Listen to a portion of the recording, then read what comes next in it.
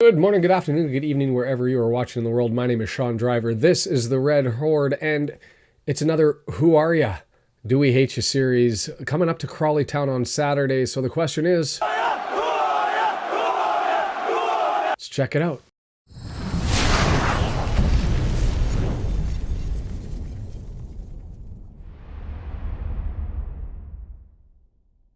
Crawley Town FC, the Red Devils, going to admit, have to say, my high school, we used to have the Demons. It was a red little feature that the crest looks very similar. So I guess Crawley Town gets some credit for that from my own interest. Doesn't matter. Crawley, West Sussex, down south of London, population 118,493. Stadium, Broadfield Stadium, opened in 1997. That was after their former home ended up, Townmead got sold to developers. So the trend of stadiums being sold to developers, that affected Crawley Town. Capacity of the new stadium, 6,134. Last year, 3,106 was their average attendance. Wah, wah.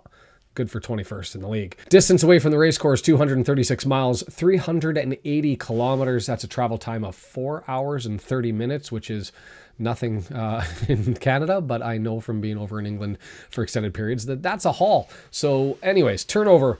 So new owners, American Blockchain Company. They've got designs. You read the media press releases. They want to start to increase the turnover. I haven't really seen that immediate success. Certainly not to the level that Wrexham has, but I mean, nobody in the EFL is doing that. But they're in there and they're trying and they're having a swing. And so kudos to them for doing that. Crawley Town FC, formed in 1896 as the Crawley Football Club, took them over 60 years to go to Crawley Town FC, if that matters. And in that time, they did disband for a period. They were largely an amateur club and became semi-professional in 1962, moved up and worked themselves up from the bottom amateur lower tiers, eventually hitting Tier 5 in 2003, 2004, and they turned professional in 2005.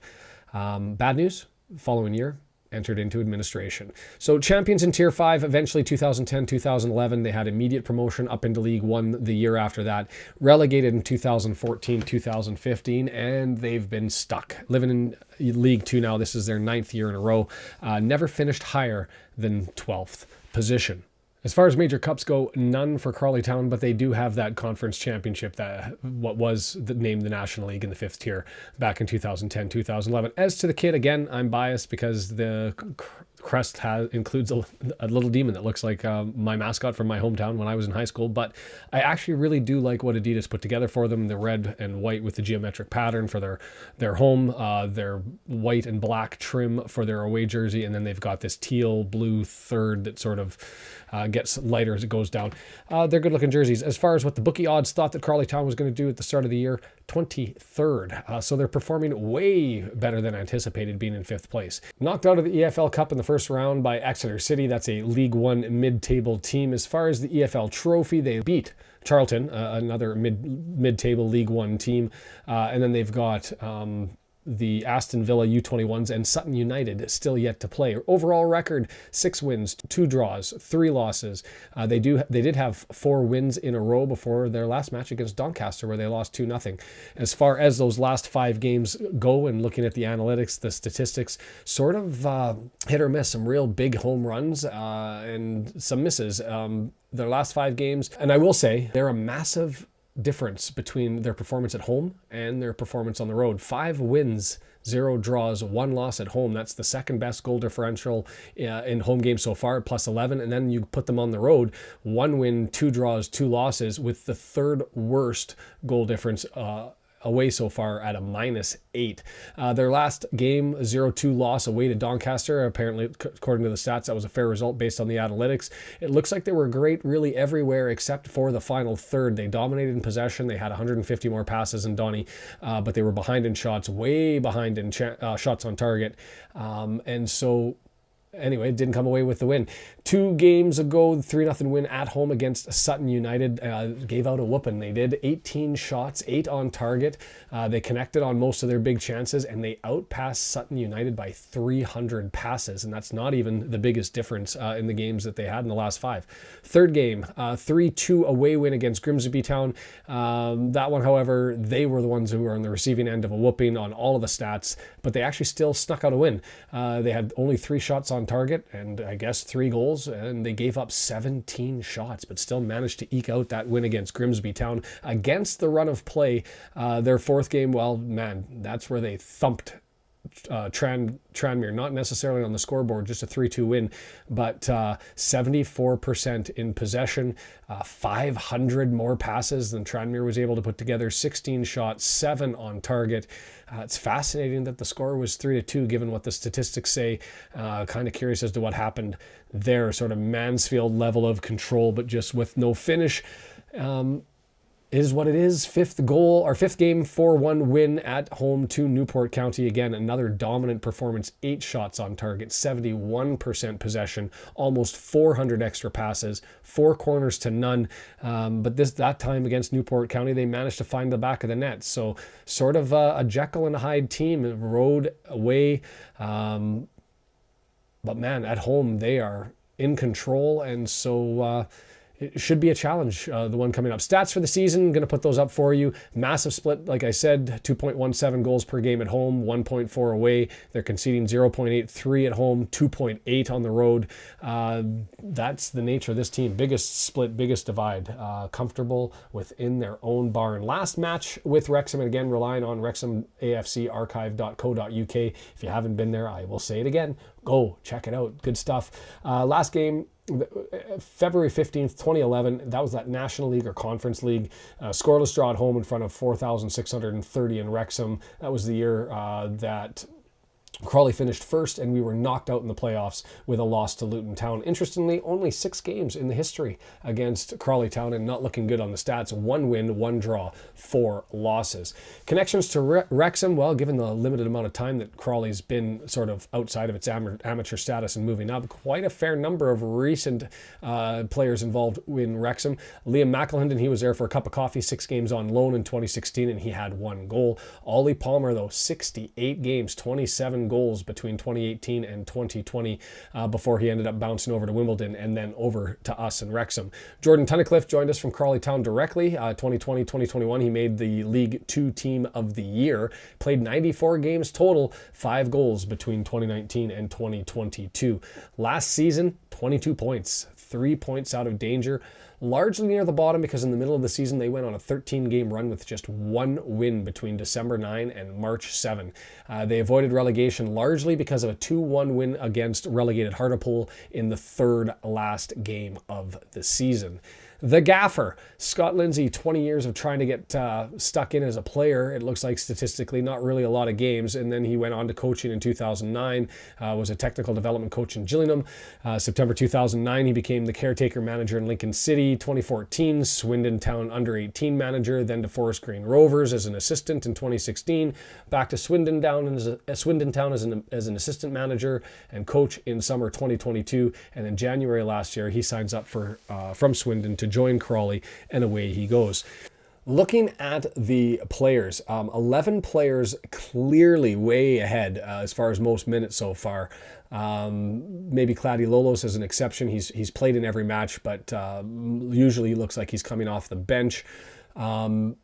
Difficult to identify what's going on in their midfield, and I say that because when you look statistically, both in their lineup on Wiki, on Footy Stats, they end up having a whole bunch of defenders, really 6 of them that would be their defenders, but some of them appear to be playing in the midfield. So it's a little bit difficult for me to ascertain exactly what's going on. What is clear is who's up front. You're going to have Danilo Orsi, a 27-year-old. He's had 843 minutes, 4 goals. That's a signing from Grimsby. Nothing interesting, nothing available for him from Footy Stats, which I found fascinating considering the number of minutes he played. You'd expect that from a younger player who doesn't have a lot of time. So I can't really bring up those stats and tell you what to expect. Adam Campbell, though, the other forward, 28 years old, 620 minutes. He's got 4 goals, 2 assists. He came over from National League Gateshead, and you can look at his numbers. 12 shots. He's 2 shots per game. That's 91st percentile, but it's not a lot for a forward. Shots on target, 1.35, a little bit better there. So he's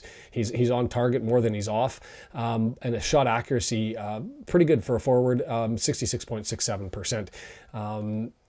In the midfield, and again, this one's difficult because really they've just got the two midfielders, and one of them may be playing even forward. I don't know what formation they play in, but Ronan Darcy, 824 minutes. He's an attacking midfielder, 2 goals, 2 assists. He's a signing from Swindon Town. You can look at his numbers there. He's up there in the assists, but when you look at his passes, successful passes, his crosses, nothing really pops out, but nothing looks horrible for what you'd expect out of a midfielder. So a solid option there. Liam Kelly, 883 minutes.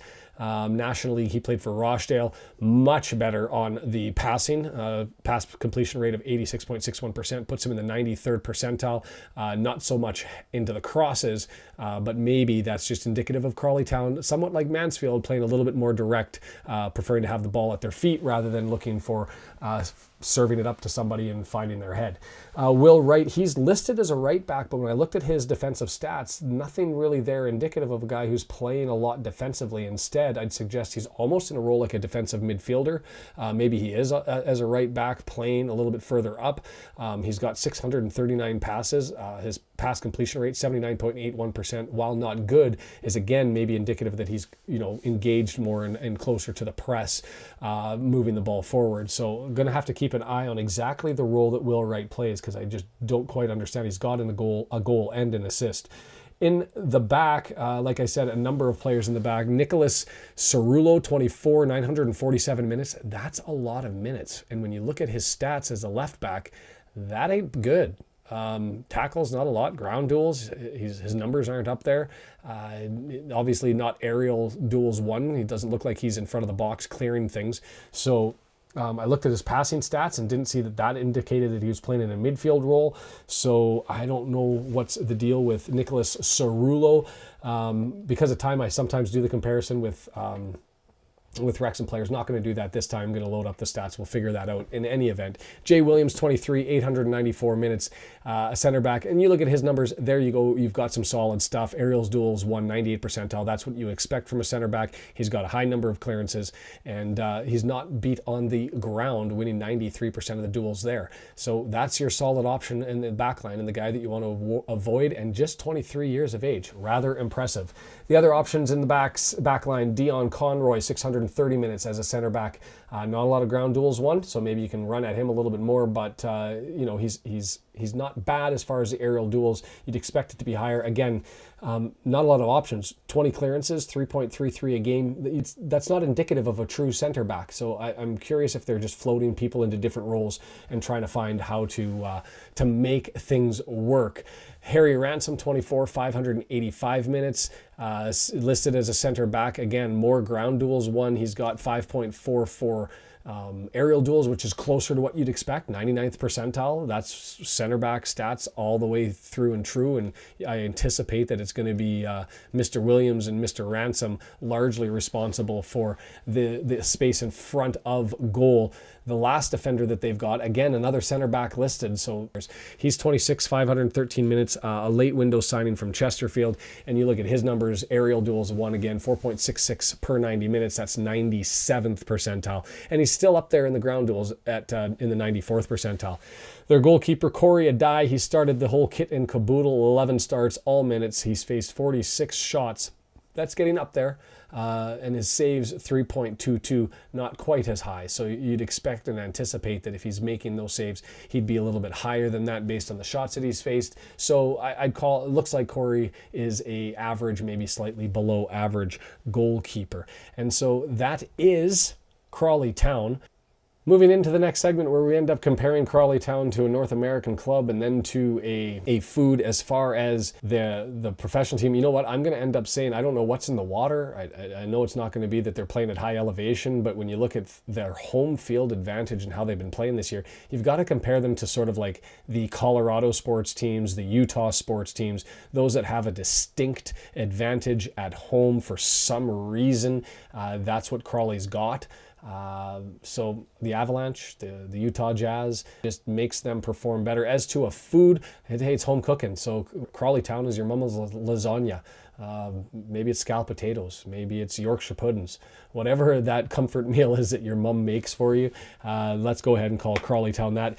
Hey, we're back. Busy weekend this weekend. We've got this massive game against Crawley, which is exceptionally important given the game against Mansfield that we had, which, man, that was a brutal half for Wrexham, but they were able to find their legs a little bit in the second half. And interesting team, Mansfield, lots of structure, lots of support, just nobody up front to really score any goals.